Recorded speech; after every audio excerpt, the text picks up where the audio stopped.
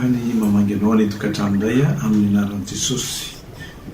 Matoka fa afaka mandray izao afatsy ronay no mifampahira amin'ny tenin'Andriamanitra zany isika. Tenin'Andriamanitra izao raisitsika ho sakafo mahantsika androany dia ny Matthieu 7:7-8 ka hatramin'ny 7:4. Matthieu 7:7-8 ka hatramin'ny 8:4 dia voavaky toy izao amin'ny anaran'i Jesosy. Midira ny vavahady ety ianareo, fa lehibe ny vavahady ary malalaka ny lalana makany amin'ny fahaverezana, ka maro no miditra any. Fa ety ny vavahady ary telo ny lalana izay makany amin'ny fiainana, ka vitsy no mahita azy. Amen. Samy tenin'Andriamanitra zany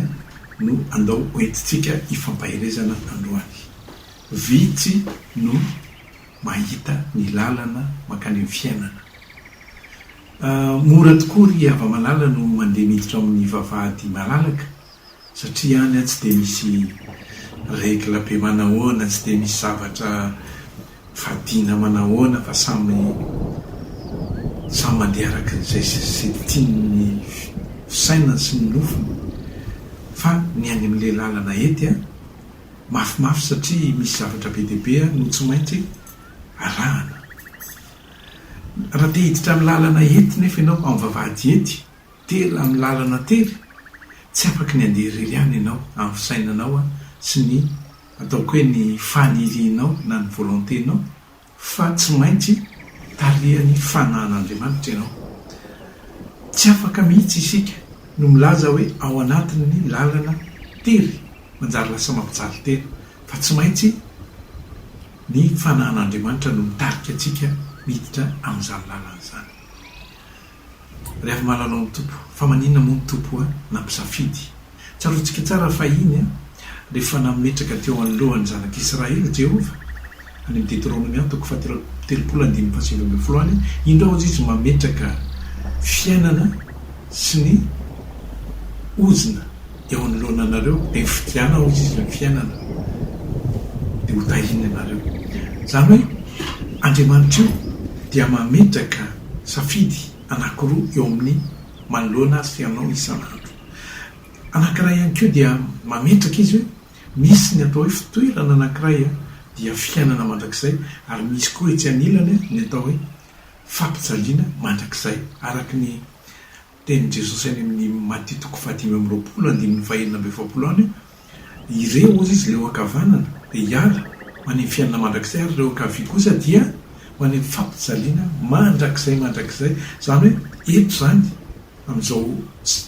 fahavelomantsika izao foana moa no tsy maintsy manao ny safidy araka ny efa tenen'ombenombeny ny mamaritra mandrakizay anao anie, dia ianao manomana azy amin'izao fahavelomanao zao.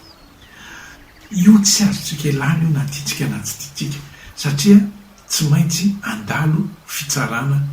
tsy ny tsirairay avy hamantarana hoe hoaiza ny mandrakizay anao. Ny tenin'Andriamanitra moa dia efa mametraka foana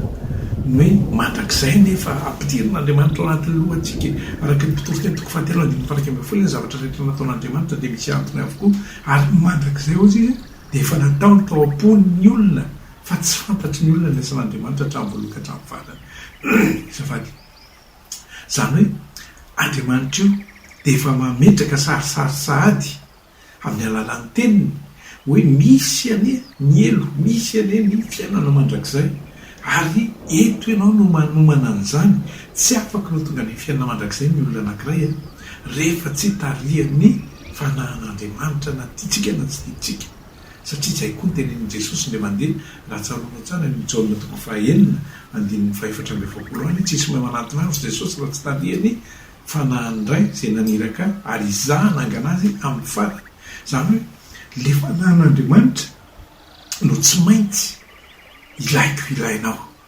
satria ao anatin'izany hoe lalana tery zany avy dia azotsika sara tsaina vavahady malalaka. Ohatra zany ataontsika raha itsika ohatra ny kianjabean'ny Mahamasina ohatra, dia misy ny atao hoe varavarana ngeza be malalaka be ho an'ny be sy ny maro, dia misy kosa le varavarana kely ho an'ny ofisiel, zany hoe vitsy ny olona afaka miditra ao, dia eo amin'ilay malalaka afaka miditra posesika eo daholo ny olona satria malalaka le izy dia zay le mahatonga ny hoe vitsy ny mahita satria etsy anilana etsy zany manoloana anao amin'ny fiainanao mihitsy karazana vavahady be anankiray etsy dia vavahady kely anankiray etsy le vavahady kely miafokafona kely eo amin'ny sisiny eo ohatra misalobolobo kely zay dia ny anankiray avy dia mazava be avy dia hita be hoe eto zany ny lalana izoran'ny olona dia alao mba hanaraka ny olona any fa eto zany tsika dia hianatra manokana ny hoe Andriamanitra efa nametraka ny fidirana izasy ianao mino fa efa tafiditra ao anatin'ilay varavarana ety satria tsika manandray an'i Jesosy ho dobo sy mpamonjy ny fiainantsika zay le hoe mahita ny lala zay le mety hoe rehefa nateraka indray ny olona dia mahita ny fanjakana lanitra zany hoe io le lalana mizotra mikany amin'ny fanjakana lanitra ary Jesosy milaza lalana sy fahamarinana ary fiainana miditra amin'le lalana zay mitondra anao amin'ny fahamarinana ary mizotra makany amin'ny fiainana zany io lalana io vavahady kely idirantsika io fa ozy aho hoe nindro kely oa dia zao any amin'le malalaka tsy dia misy zavatra manahirana satria satanany no mibaika ny olona rehefa tsy manana mifanan'Andriamanitra izy araka ny fiasanana toko faharoa andininy voaloka hatramin'ny fahatelo vakiona izy hoe rehefa mbola tsy nanana mifanan'Andriamanitra dia fanaharatsiny amin'ny rivotra no mibaiky ny olona zany hoe iny tsy manahirana azy tsony satria efa anazy fa le isika zay mbola eto amin'izao fiainana izao reny no probleman'ny satana izahany zay halava antsika satria zay le mahatonga an' Jesosy rehefa mivavaka hoe zaho ozy izy no mivavaka aminao any amin'ny toko 7 any tsy nianala azy amin'izao tontolo izao fa niarovanao azy amin'le ratsy midikan'izay dia izao ao anatin'le lalana dia amintsika dia misy ny karazana atao hoe sakana misy ny karazana atao hoe fahoriana mandalo fahoriana mandalo sakana maro isan-karazany kanefa moa dia zany ny zavatra azo antoka rehefa ny fanan'Andriamanitra no tantana dia araky ny voalazan'ny Davida ny misalamo fa 7 any andininy faraky amby folo izy zay na andininy fafito na ianao mijery azy hoe na mandalo ay salamo fa efatra 7 andininy faefatra dia hoe na mandalo ariko ny fahafatesana raha tsy ataotra satria ianao no mitantana zany hoe tsika ao anatin'le zavatsarotra midirana Andriamanitra rehefa ntatiny tanany zanak'Israely tsy nanao itsin-dalana fa nentiny miodina satria zay no hita amin'ny famety fa raha nity antsika famety dia le lala mahitsy dia ny an'Andriamanitra ao anatin'le lalana ety ao ianao no mila volosana ao ianao no mila amboarina zay le tenen'ny Isaia 64:7 hoe ankehitriny Jehova ao ianao izay dia tanymanga ary ianao kosa ny mpanefy zany hoe tefen'Andriamanitra itsika isan'andro ary zay le teneniko hoe sarotra lizy satria be dia be ny zavatra tsy maintsy ahitsana mba hatonga anao tsy hanavesatra anao no tonga any amin'izany fiainana mandrakizay izany ny tsy maintsy ao daholo ny zavatra hoe tsy tiako zany ten'Andriamanitra zany ohatra mamely azy zany fa ny tena butindray hoe anafaka anao amin'ny zavatra rehetra sy tsy afaka ny sitrapon'Andriamanitra io tsaroa tsara fa tsika matoa anarina satria zay le 2 Timothée 3:16 hoe ny teny rehetra nalokany vavan'Andriamanitra hoetiny anitsiana zay tiako ananarana anitsiana zay diso zany hoe misy zavatra ahitsy be dehibe mandrapatonga atsika eny amin'ny zany fiainana mandrakizay zany zay le hoe lalamarina ozy izy dia tahaka ny fahazavany maraina mihamazava mandrapatao vovonany ny andro izy izy any amin'ny oabolana toko 7:20 zay ny olona zany zany hoe ianao zany dia mijoivina kelikely isan'androandro misy zavatra mihitsana foana zay le mahatonga an' Jesosy milaza hoe zay tena araka ao izy dia aoka izy tondra ny azo fijaliany isan'androandro ny Luka toko 7:17 ary andahany tenany zay le izy tsy afaka ny andahany tenany ao amin'izao ianao fa ny tenin'Andriamanitra no mpianatra anao ary manitsana ny zavatra rehetra zay lenao fahiny ile mbola nahazatra fanahintsika ozy rehefa namena fanahy vaovao tsika dia le fanahin'Andriamanitra no mitantana antsika ary zay le hoe afaka ny azo antoka hoe ao anatin'ny lalana terenao satria eo zany nidiran'Andriamanitra ary mahery izy le tenin'Andriamanitra satria ahoana ny fanoharany Jeremia 23:29 azy Jeremia 23:29 dia milaza hoe moa tsy taka ny hafa ny teniko Jehova ary tsy taka ny kanota manorotoro ny vatolampy zany hoe mafy zany nefa ndraindray tena hoe tsy zaka le tenin'Andriamanitra satria tena mahakasika atsika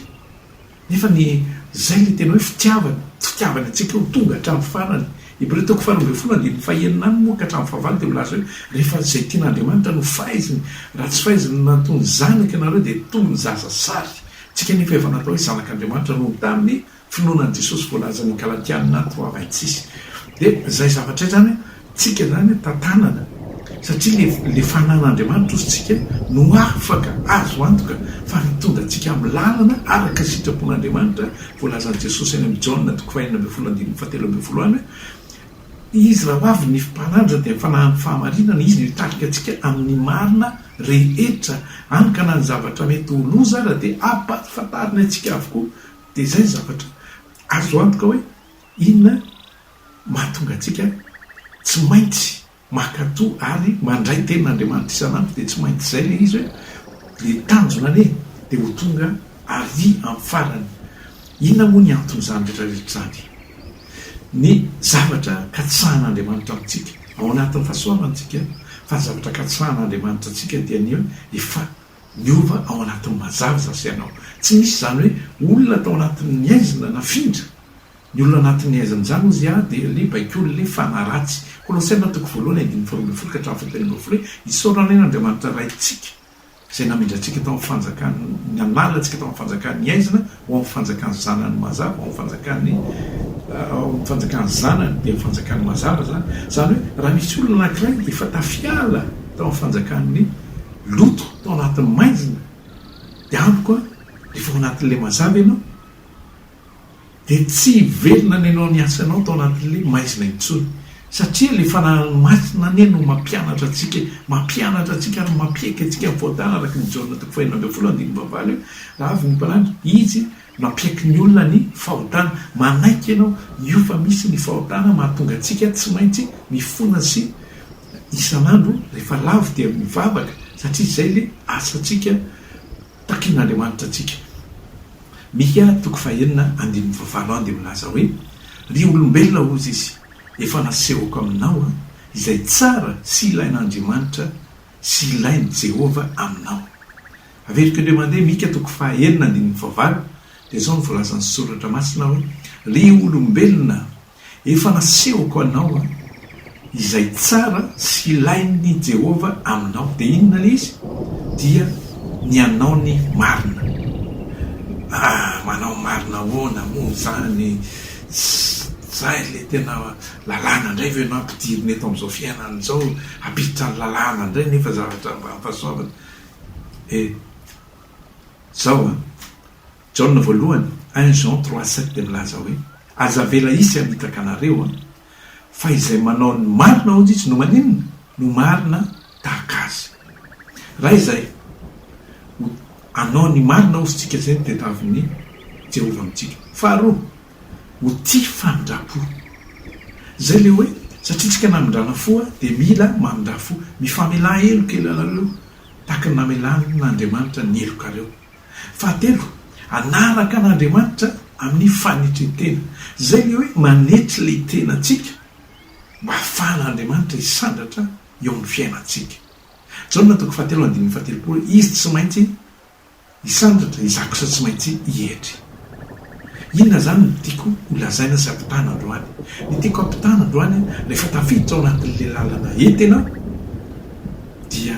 manekea taria ny fanahy masina amin'ny alalan'ny tena.